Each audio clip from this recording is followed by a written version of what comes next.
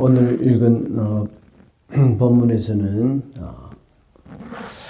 광야를 행진하는 동안 모세가 호밥에게 광야의 길 안내를 위해서 함께 할 것을 요청한 것을 지난 본문까지 우리가 읽었습니다. 그리고 행군을 시작하고 또 구름 기둥과 불 기둥을 통해서 하나님이 그들과 동행하고 있음을 보여주셨습니다. 그런데 다베라에서 하나님의 진노가 있었습니다. 이스라엘 백성들이 악한 말로 하나님을 원망하였기 때문이죠. 그래서 하나님의 불이 나와서 진 끝을 살랐다고 말씀하고 있습니다.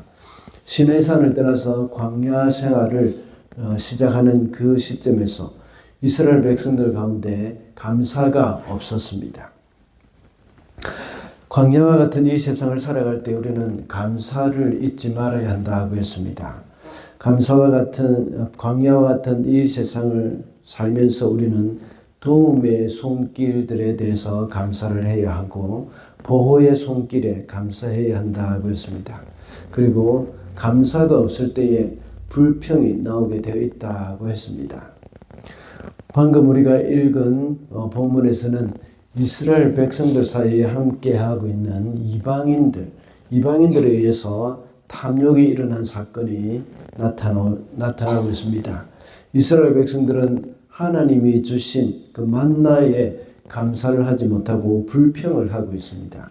그래서 모세가 이 일로 하나님께 기도했을 때에 하나님은 모세에게 지도자 70명을 세우게 하셨습니다. 그리고 또 메추라기를 보내셔서 그들에게 먹이셨습니다. 그러나 10절에 보면 이스라엘 백성들의 탐욕에 대해서 하나님의 진노가 크다고 말씀하고 있습니다. 그리고 오늘 본문 34절에 보면 그들이 탐욕으로 인해서 광야에서 죽임을 당하였다고 말씀을 하고 있습니다. 이 사건은 오늘날 우리 성도들에게도 큰 교훈을 주는 말씀이죠. 그래서 오늘은 탐욕을 물리쳐라는 제목으로 말씀을 살펴보고자 합니다. 먼저 탐욕은 점연성이 강합니다. 4절 말씀입니다. 이스라엘 자손 가운데 섞여 살던 무리들이 먹을 것 때문에 탐욕을 품으니 이스라엘 자손들도 또다시 울며 불평하였다. 누가 우리에게 고기를 먹여줄까? 이스라엘 자손들 가운데 섞여 살던 무리들이라고 말씀하고 있습니다. 이 사람들은 출애굽기 12장 38절에 보면 이스라엘 백성들이 출애굽할 때에 여러 민족들이 그들을 따라 나왔다고 말하고 있습니다. 개역개정에서는 잡족들이라고 말을 하고 있죠. 또 개역 한글 성경에서는 중다한 잡족이 따라 나왔다고 말씀을 하고 있습니다. 이 사람들이 어떻게 해서 이스라엘 백성들과 함께 나오게 됐는지는 우리가 조금 짐작을 할 수가 있습니다. 이스라엘 백성들이 이제 6월절 밤에 이 문설주와 임방에 양의 피를 발라 놓았을 때는 다 그것을 이제 장자가 살아남고 죽음의 천사가 뛰어넘었습니다. 그래서 6월절이라고 했죠. 그 안에 이스라엘 백성들이 이렇게 들어가 있는 그 문 안에, 집 안에 다른 이웃이 함께 들어가 있을 경우도 역시 그 사람들은 살 수가 있었습니다. 그뿐만 아니라 이스라엘 백성들뿐만 아니라 이집트 사람이라고 하더라도 또 다른 민족 사람이라고 하더라도 문설주와 임방의 양의 피를 바른 집은 이 장자의 죽음을 면할 수가 있었던 것이죠. 그리고 10가지 재앙을 다 경험한 그 사람들은 또 하나님이 이스라엘 백성들이 섬기는 그 하나님이 진짜 신이다 하는 것을 알고 그들과 함께 나왔다는 것을 우리가 알 수가 있습니다. 이스라엘 백성들이 이 이집트에서 탈출을 할 때에 다른 민족들도 같이 이제 따라 나온 사람들이 있다는 것을 우리가 알 수가 있는 것이죠. 그런데 그 사람들이 이렇게 먼저 먹는 것 때문에 탐욕을 부렸다고 말을 합니다. 그럴 때에 이스라엘 백성들도 같이 덩달아서 울며 하나님 앞에 부르짖었다. 탐욕을 같이 부렸다는 것이죠. 그래서 이집트에 살던 그때를 회상하면서 그때가 좋았다는 것을 말하고 있습니다. 이와 같이 탐욕이라는 것은 이 전염성이 있습니다. 누가 한 사람이 탐욕을 부리게 되면 자기도 역시 그 탐욕에 따라가게 되어 있다는 것입니다. 우리가 잘 알고 우리가 이 과거에 경험했던 것처럼 코로나 시절에 사람들이 이렇게 이 싸제기를 할 때에 마트에 물건들이 다 동이 나버리는 그런 일들이 있습니다. 그것도 역시 하나의 탐욕이라고도 볼 수 있죠. 다른 사람들이 가지고 있는 것 가져갈 때에 나도 가져가지 않으면 마치 손해를 보는 것처럼 그렇게 생각이 되어지는 겁니다. 다른 사람이 탐욕을 부릴 때에 나도 역시 가만히 있으면 내가 손해를 보고 내가 뒤처지는 그런 느낌이 든다는 것이죠. 그러나 우리 성도들은 탐욕이 사람들의 마음에 가득할 때에 우리는 반대로 나가야 합니다. 이 나눔의 마음을 가져야 한다는 겁니다. 나의 것을 나누고 또 다른 사람들에게 먼저 양보하는 마음이 우리에게는 필요합니다.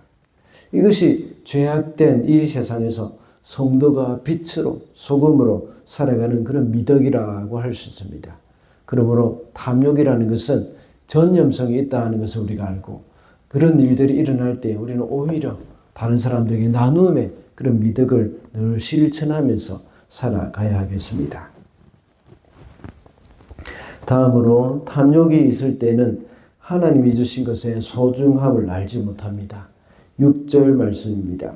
이제 우리 눈에 보이는 것이라고는 이 만나밖에 없으니 잇만마저 떨어졌다.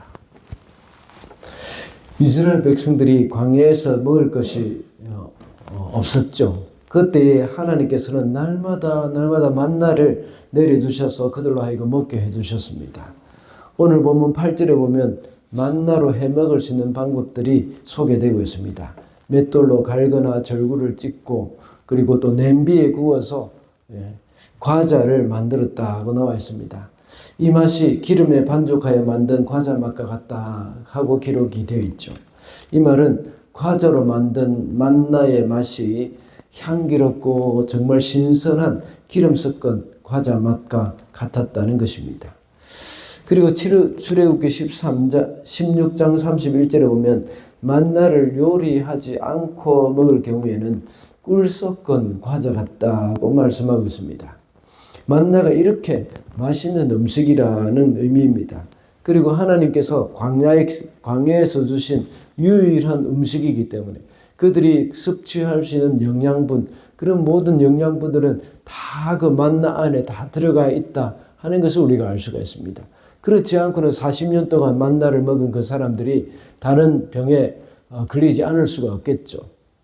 그러나 만나 안에는 모든 우리 인간에게 필요한 영양가가 완벽하게 다 포함되어 있었다는 것을 우리가 알 수가 있습니다. 소위 요즘 말하는 완전식품이라고 할 수 있겠죠. 그런데 그 만나에 대한 감사가 없었습니다. 입맛이 떨어졌다고 불평을 합니다. 그뿐만 아니라 민수기 21장 5절에 보면 만나를 가리켜서 보잘것 음식은 이 보잘것 음식은 우리가 진저리가 난다 하고 말을 하고 있습니다. 탐욕이 있는 사람들에게는 만나라는 그 완전한 음식이 있어도 감사할 줄을 모릅니다. 이렇게 탐욕이 있을 때 만나가 아니라 만나보다 더 맛있고 좋은 음식이라 하더라도 거기에 만족하지 못할 것입니다. 우리 속에 탐욕이 있을 때 하나님이 주신 것에 대한 감사가 없습니다. 그것을 소중히 여기지도 않습니다. 하나님이 공급하신 것에 대한 감사가 없을 때 우리 속에 탐욕이 일어난다는 것입니다. 우리 성도들은 하나님이 우리에게 주신 것에 대한 소중함을 잊어서는 안 됩니다. 그래서 그것으로 인해서 하나님께 늘 감사하는 마음을 가져야 하겠습니다. 마지막으로 탐욕은 하나님의 진노를 부릅니다. 33절과 34절입니다. 고기가 아직 그들의 이 사이에 씹히기도 전에 주님께서 이 백성에게 크게 진노하셨다. 주님께서는 백성을 극심한 재앙으로 치셨다. 바로 그곳을 하나님은 기브롯 핫다와라고 불렀다. 탐욕에 사로잡힌 백성을 거기에 묻었기 때문이다. 하나님이 백성들에게 메추라기를 보내주셨습니다. 하나님이 보내주신 메추라기의 양은 엄청났습니다.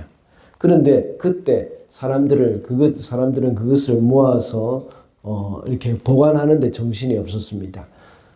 이 적게 모은 사람도 10호멜이라고 이렇게 말합니다. 한 호멜은 이 2.2리터 정도 됩니다. 220리터 정도 됩니다. 그러니까 드럼 이렇게 이 한 드럼보다 조금 더 많다는 것이죠.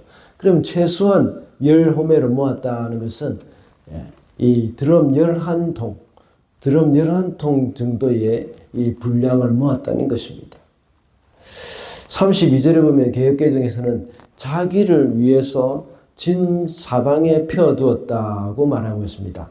오늘 본문에서는 새 번역에서는 자기들을 위하여서 이 말은 없지만 개역개정 번역에서는 자기들을 위해서 그것을 모아놨다는 겁니다. 다른 사람, 몸이 아픈 사람이나 불구자나 이런 사람들을 위해서 그렇게 많이 모아놨다는 것이 아니라 또 하나님께 예배드리기 위해서 많이 모아놨다는 것이 아니라 자기들을 위해서 그렇게 모아놨다는 겁니다. 하나님께서는 이것을 보고 탐욕을 부린다고 생각을 하셨습니다. 그래서 그들을 치셨습니다.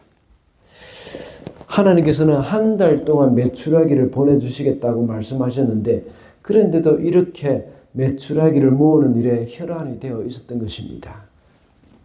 우리도 그런 부분들이 없지는 않습니다.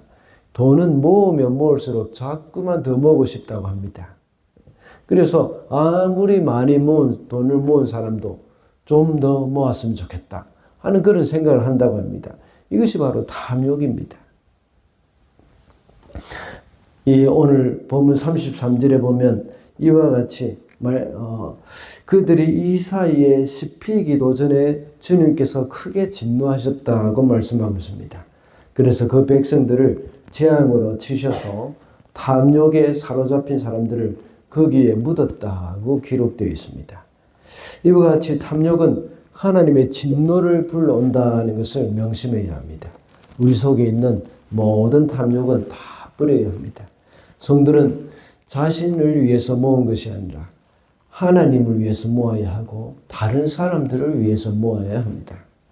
우리 주위에 있는 어려운 이웃들에게 필요한 것들을 공급해 주기 위해서 모으고 하나님의 나라를 위해서 사용하기 위해서 우리는 모아야 합니다. 그리고 그들을 위해서 기꺼이 우리가 모아놓은 것을 내어놓을 수 있어야 합니다. 그렇게 하는 것이 하나님을 위한 길일 뿐만 아니라 결국은 나 자신을 위한 길이라는 것을 명심해야 하겠습니다. 말씀을 맺겠습니다. 오늘은 탐욕을 물리치라는 제목으로 말씀을 살펴보았습니다. 탐욕은 전염성이 있다고 했습니다. 그리고 탐욕에 있을 때 하나님이 주신 것의 소중함을 알지 못한다고 했습니다. 그리고 탐욕은 하나님의 진노를 불러오는 것이라고 했습니다. 우리 속에서 탐욕을 제거하고 하나님을 위해서 즐거이 내어놓는 저와 여러분이 되시기를 바랍니다.